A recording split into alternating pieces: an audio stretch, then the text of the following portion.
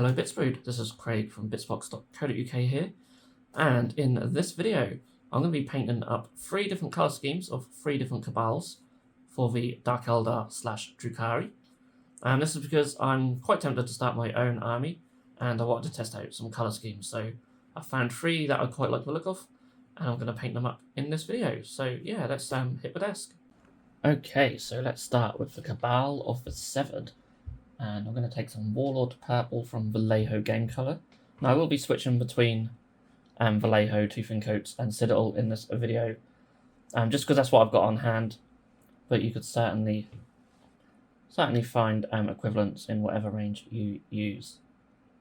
And all of the miniatures in this video have been primed just with a black brush on primer, and I'm going to paint all the armour panels in this colour. And because I'm going over black, I will need to do a couple of thin coats, maybe even 3 to get a nice smooth coverage. And you can see he's looking quite pink.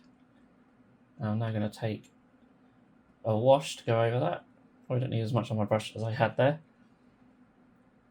I'm going to wash all these with Drukhari Violet, any sort of purple wash that you have. It really doesn't matter what paint range you use as long as your colours are near enough. And yeah, I'm just going over all of these areas, and then once that's dry I'm going to come back in with the Warlord Purple and just brighten up the raised areas, so we'll keep that colour in all the recesses and shadows, etc., and this will just re-establish that base coat. Then I've got some Perisher Pink. This is from Two Fin Coats. Again, you could use any sort of pink from whatever range you want. And I'm just going to dry brush this over all of the armour. Now you could obviously edge highlight it, but for these rank and file guys, I just wouldn't be bothered to do that on all of them. That's why I do this step first, so you can be messy with it and just dry brush it all over. And he's looking pretty cool already. So we're going to take some Hydra Green now, and this is for sort of all of the parts that aren't armour, I suppose, as sort of undersuit and boots and gloves and stuff. And yes, this is a very nice dark green.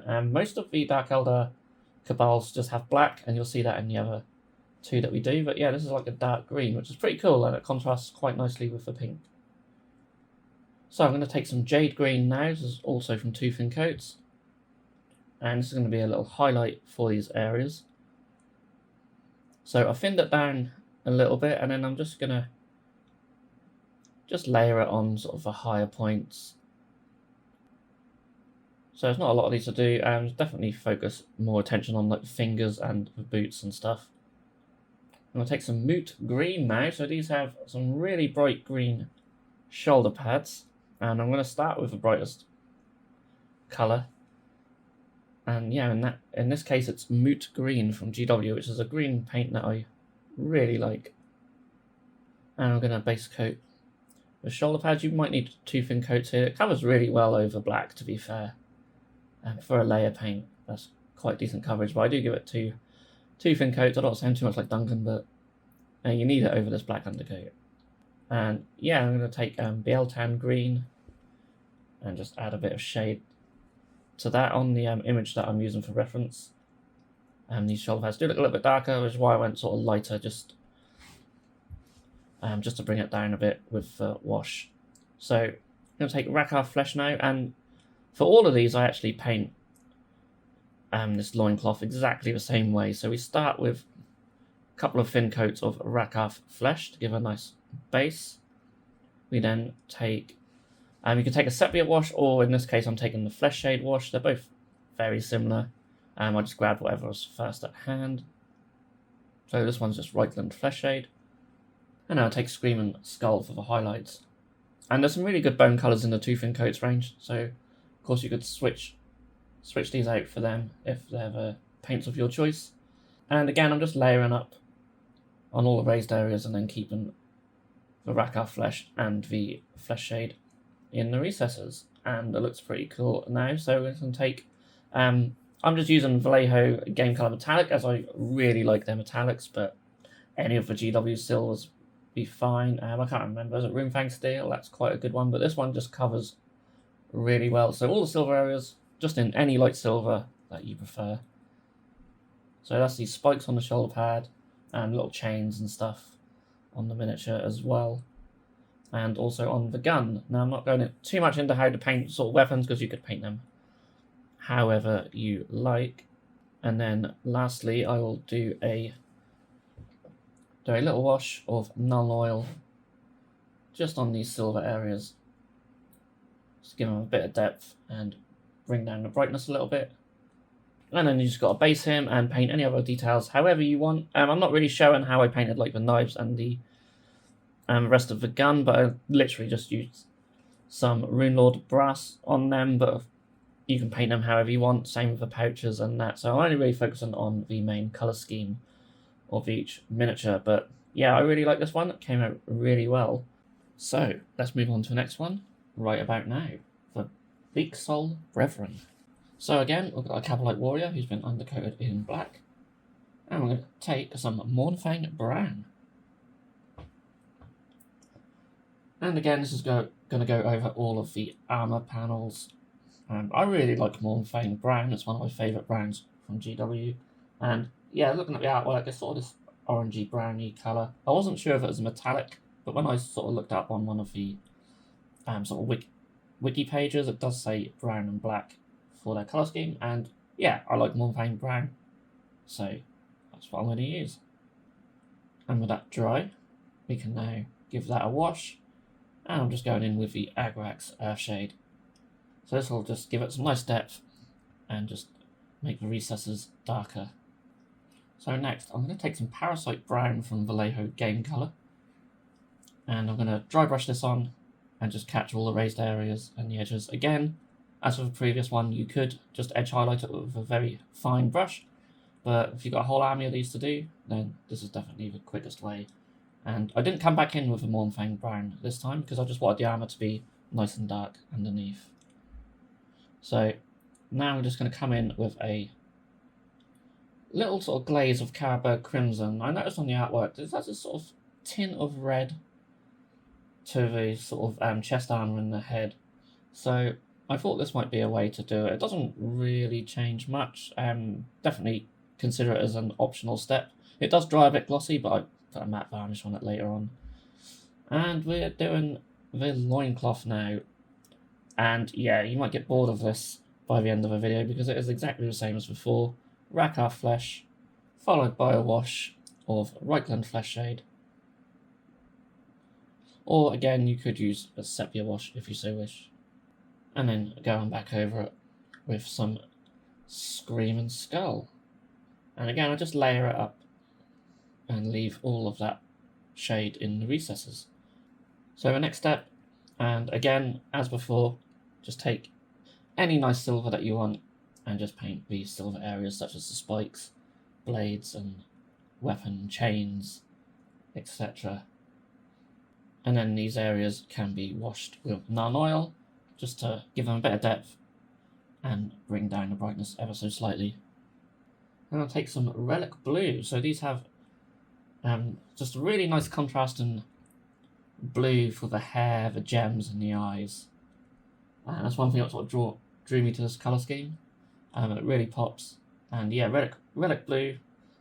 There's loads of nice blues from Citadel range and Vallejo that you could use instead if you so wish. But yeah, just come in with a sort of a light blue Drakenhof Nightshade wash. And then I'm highlighting with Seafarer Blue, which is a nice sky blue. Again, any sky blue would do quite nicely. I decided to do the symbol on his head in this colour as well to sort of bring that out. Very carefully just use that to highlight these areas. A bit more carefully than I am here. You could dry brush it on the hair as well if you so wish. And lastly, some Eshin Grey.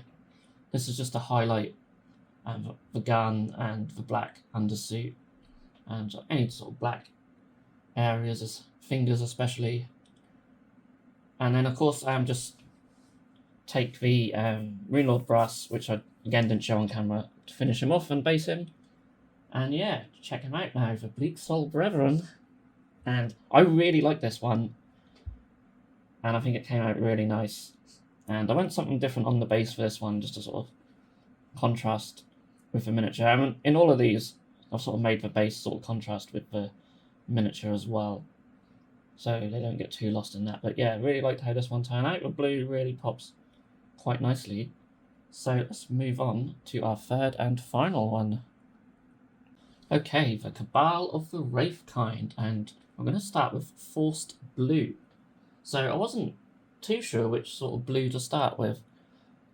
It's sort of needed like a dark grey type blue. I'm sure there's some good ones in the Citadel range. Or you can mix some blue with grey. But I never really like to mix too much if I'm doing a whole like base coat. Maybe for highlights, but yeah, this Forced Blue seems really nice for this. And it's a nice colour that I haven't ever used before, so yeah, I thought I'd use that. And we're coming in with a Seafarer Blue, so I didn't put a wash on this one. Maybe I should have. I don't want to darken it down any more than it already is. So we're just coming in with a dry brush with the Seafarer Blue. It's the same light blue that I used in the previous one, so there's quite a jump between the two colours, but I think that really helps it pop on the armour. So yeah, next. Do I even need to tell you at this stage? It's Rakhar Flesh. It's Wraithkind Flesh Shade. And finally, it's Scream and Skull. And yeah, I'm being even more careful on this one. And again, don't need to tell you. Find a nice silver that you like, a nice light one, preferably, and paint all the blades and the gun, etc. And give them a nice wash of Nuln Oil, or any black wash that you prefer. I actually prefer the Vallejo one. And Avalanche Sunset, I can't paint anything yellow without first coming in with Avalanche Sunset. It is just one of my favourite paints. For a yellow, it just covers so nicely over black. Even if you want a brighter yellow, it's a good base to start with, especially if you have a black undercoat. Yeah, big fan of Avalanche Sunset. And again, I'm going to paint the symbol on his helmet very carefully. And then I can brighten this up with some Serpent Eye Yellow. Of course, you could put a lot more effort into the gems than I am. This is just very, very basic, just doing a base coat and a highlight. But you could add some shade in there as well. Maybe some Fugan Orange. It'd look quite nice. And then again, as with the last one, we're going to take some Eshin Grey to highlight all the black undersuit, the gloves, and the gun. And again, off camera, I don't know why I didn't film it actually. I could have just done it on all of them, but I just took some Runelord brass just to put on the gun and on the knife on his back. And then he was also based in a way that contrasts nicely with his armour. And then that leaves me with this. And yeah, this is also a really nice colour scheme. Very simple to paint, as all three of them have been. But which one is your favourite? I'm definitely going for the second one for mine. And I'm very tempted to start an army. Well, I do want to start an army of Drukhari, or Dark Eldar. And I'll probably be using that scheme. But I hope this video has been useful for some of you, or at least entertaining in some way, or just interesting. Whatever you've got out of this video, please do leave me a like so I know that you've enjoyed it. And if you want to see me do any other painting videos, whether it be different chapters or craft worlds or anything like that, I'm very happy to do stuff like that. I've really enjoyed doing this one. I'm probably going to put each individual one out as a short if I ever get around to editing them like that as well. So that might be something easy for you guys to refer back to. And yeah, I'm definitely up for doing more videos like this, and I'm looking forward to starting some Drukhari. I've got some really cool ideas for kit bashing, which you'll probably see on this channel very soon as well. So yeah, if you want to see that, then definitely hit that subscribe button down below.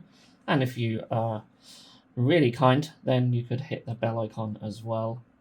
And yeah, all I have to say is thank you so much for watching, and I will see you all again in the next video.